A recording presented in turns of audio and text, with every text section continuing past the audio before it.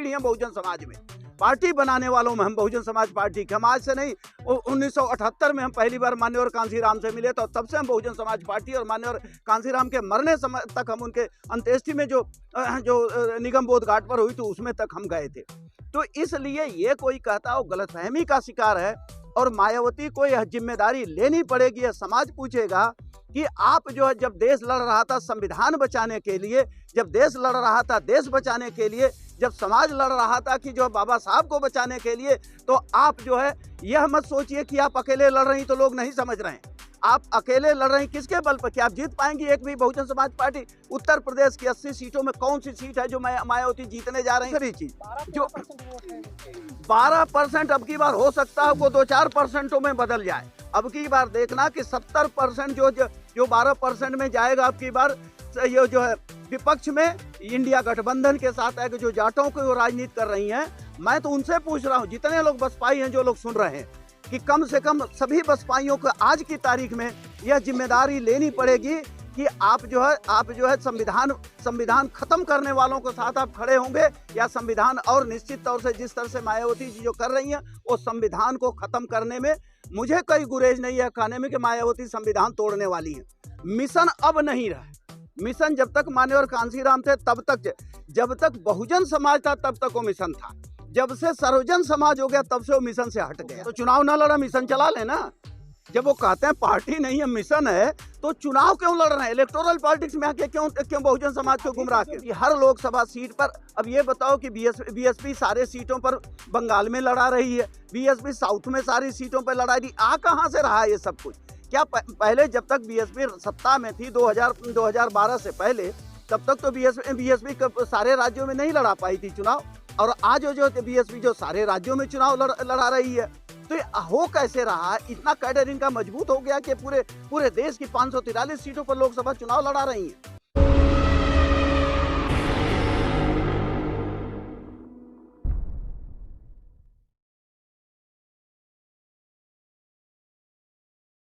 राजनीतिक विश्लेषक के तौर पर देखो, राजनीति 2024 को तो मैं ये देख रहा हूँ पूरी तरह से बदलाव की निशानी है, और बार बार मैं इस बात को कहता हूँ तमाम लोगों से। लोग कहते हैं कि भाई अब की बार 400 पार। मैं तो कह रहा हूँ अब की बार अगर 150 पार ये लोग हो जाएं तो मेरे लिए ज़्यादा, मतलब इनको बहुत ज़्यादा मिलेगा। लेकिन बार बार मैं इस बात को कहता हूँ कि भाई रिप्लेसमेंट जनता चाहती है, जनता बदलाव चाहती है। अब बड़े पैमाने पर जनता के अंदर है बदलाव की एक सोच है, लेकिन इनके यहाँ जो नेतृत्व है, जो विपक्ष का है, जिसको आप लोग जानना चाह रहे हो, इंडिया गठबंधन का है। इंडिया गठबंधन में मैं एक चीज़ मान के चलता हूँ कि आज के तारीख में, आज के चुनाव में अगर कोई सही मानों में बदलाव करना चाह रहा है तो राहुल गांधी है। राहुल गांधी का जो बदलाव का जो है कि जिसकी जितनी संख्या भारी उसकी उतनी हिस्सेदारी का जब वो नारा देते हैं, तो और आज के समय में जवाहरलाल नेहरू विश्वविद्यालय में पढ़ाता हूँ, तो इतनी मेरी जिम्मेदारी बनती है कि जो चीज़ करूँ मैं जिम्मेदारी के साथ कहूँ। और सबसे पहले समाजशास्त्री जो रहे हैं इस देश के, जो समाज को समझा, जिन्होंने समाज को पढ़ा है, वो थे मान्यवर कांसीराम। मान्यवर कांसीराम के बाद ये दूसरे समाजशास्त्री हैं जिन्होंने, मैं इनकी ही बात को कहता हूं कि अगर 10 साल पहले कहते थे कि राहुल गांधी अगर मुझे सोचना होता कि मैं क्या करने जा रहा हूं, तो शायद मैं ये आज बातें नहीं बता सकता। और वही बात मैं कह रहा हूं कि आज के समय में आधुनिक भारत के अगर निर्माता मैं कहूं तो राहुल गांधी हैं। लेकिन उसके साथ है कि जब मैं ये बात कह रहा हूं, तो कांग्रेस पार्टी में खुद ही लोग इतने हैं, 90% से ज़्यादा ऐसे हैं जो भाजपाई हैं, जो कांग्रेस को खुद हरा रहे हैं, विपक्ष को खुद हरा रहे हैं, छोटी छोटी बातों को लेकर। जहाँ जिसके बाद में, क्योंकि कहते हैं कि सबके दामन काले हैं, थोड़ी सी भी बात कोई होती है तो सुबह में कांग्रेस के साथ होते हैं, शाम को भाजपा में चले जाते हैं। तो एक वो दबाव की टैक्टिक्स है कि किस तरह से हम दबाव विपक्ष पे बनाए रहें, विपक्ष को हम इस तरह से इस लायक न छोड़ें को चुनाव लड़ सके। जनता बिल्कुल तैयार। चुनौती विपक्ष के सामने ये है कि अपनी कही हुई बातों को जो राहुल गांधी कह रहे हैं, या जो अखिलेश कह रहे हैं, जो बाकी नेतृत्व कह रहे हैं, उनकी बातों को हम गांव तक, एक जनता तक, जो ग्रामीण अंचल में मतदाता है, उनके तक हम कैसे पहुंचाएंगे। उनको ये नहीं पता हो रहा है कि कौन क्या बोल रहा है। यही जो सरकार चाहती है। और जो कहते हैं ना कि बदलाव की, ऐसा नहीं है कि मोदी जी से पहले इनसे ज़्यादा जो है सांसद लेकर के आए थे, तो बहुत सारे संगठन, कांग्रेस की सरकार बनी थी। लेकिन ये घमंड किसी को नहीं पाल लेना चाहिए कि इतने हम निरंकुश हो जाएं कि हम विपक्ष को तो रहने ही नहीं देंगे। पार्टियों में जिस तरीके से बिखराव है, बीएसपी अलग लड़ रही है, पल्लवी पटेल और ओवैसी की गठबंधन होने जा रहा है, क्या लगता है 400 पार का जो वो है रोक पाएंगे ये लोग? देखो, बीएसपी की तो बात मैं कहूँगा कि लोग बुरा मानेंगे, और चूंकि बीएसपी की पैदाइश मैं भी हूँ, लेकिन समय के हिसाब से बीएसपी की नेता अगर कहते हैं ना पानी के धार को नहीं पहचान रही हैं और वो समाज से अलग चल रही है, समाज की सोच नहीं है। बहुजन समाज इस समय ये चाह रहा है किसी भी सूरत में बहन मायावती जी को रहना चाहिए इंडिया गठबंधन के साथ। उनकी मजबूरियां जो भी हैं, सबकी मजबूरी होती। राजनीति में कोई साधु नहीं होता, सन्यासी नहीं होता। राजनीति में जो सबकी, अगर मैं कह रहा हूँ राहुल गांधी इतने मेहनत से खड़े हो सकते हैं जिनके कांग्रेस पार्टी के सारे खाते तक बंद कर दिए गए। इस बार जो मायावती जो राजनीति कर रही हैं, वो चमारों के ऊपर राजनीति कर रही है, चमारों को बंधक समझ रही, चमारों को गिरवी समझ रही। या जाटो समाज है, इस बार जाटो समाज हो या चमार समाज हो, चाहे जो लोग भी है जो राजनीति कर रहे हैं, इतना तो हम लोगों को भी समझ है कि पूरी अनुसूचित जाति बिरादरी में जाटो या चमार जो है वो लगभग 60% के। वो सोच रही है पूरा 60% मेरे साथ होगा, जो गलतफहमी के शिकार है।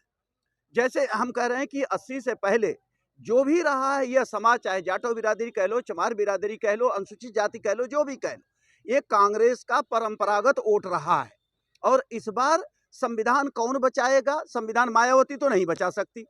संविधान तो मायावती तो संविधान को तोड़ने वालों के साथ हैं, संविधान बदलने वालों के साथ हैं। और जब इस तरह से गालियां पड़ने रहे, हम तो उन्हीं से हैं, उनके दूसरी पीढ़ियां बहुजन समाज में पार्टी बनाने वालों में हम बहुजन समाज पार्टी के। हम आज से नहीं, 1978 में हम पहली बार मान्यवर कांसीराम से मिले, तो तब से हम बहुजन समाज पार्टी, और मान्यवर कांसीराम के मरने समय तक हम उनके अंत्येष्टि में जो निगम बोध घाट पर हुई तो उसमें तक हम गए थे।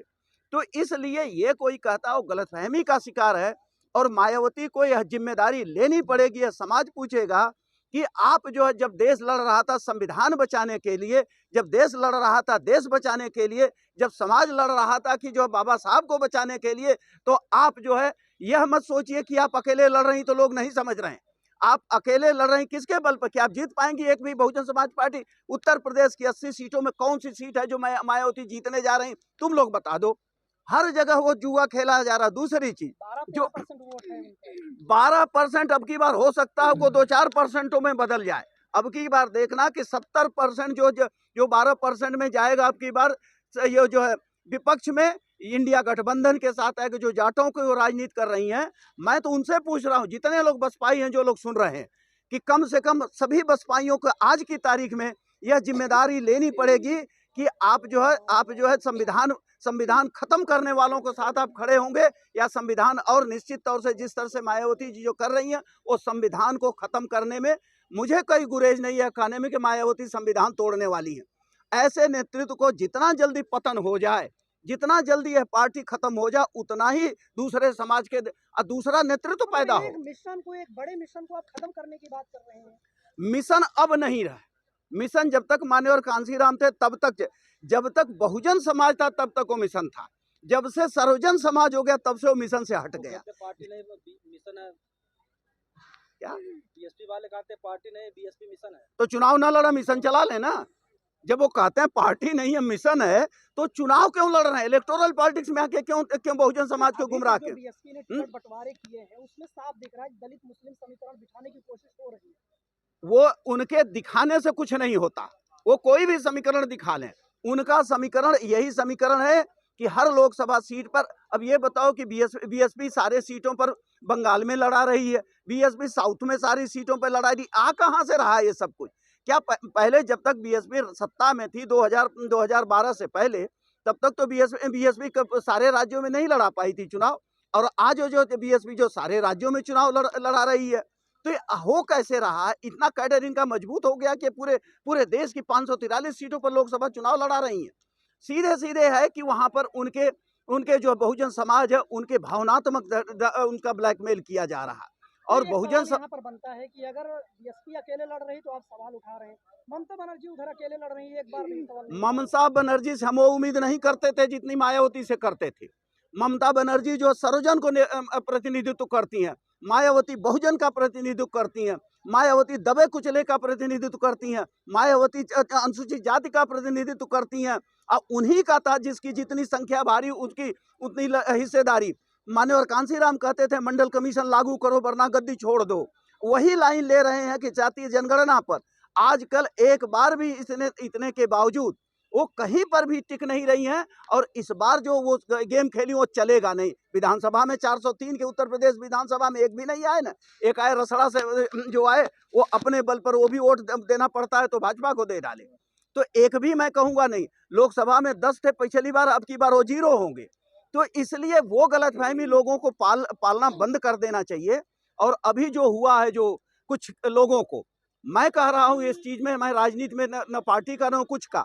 इस समय जो है जो इस तरह का जो चल रहा है कि केजरीवाल को जो जेल में बंद करके, केजरीवाल में बंद करके यह मैसेज दिया गया केंद्र सरकार ने, मोदी सरकार ने, माननीय मोदी जी ने, कि जो लोग भी अगर सोच रहे हो कि इंडिया गठबंधन में आने के लिए वो अपनी सोच में बदलाव लाएं, वो अलग अलग चुनाव लड़ें। इसीलिए मायावती जो सोच रही थी वो भी रुक गई है कि नहीं हो सकता हम भी चुनाव के समय ही जेल चले जाएं।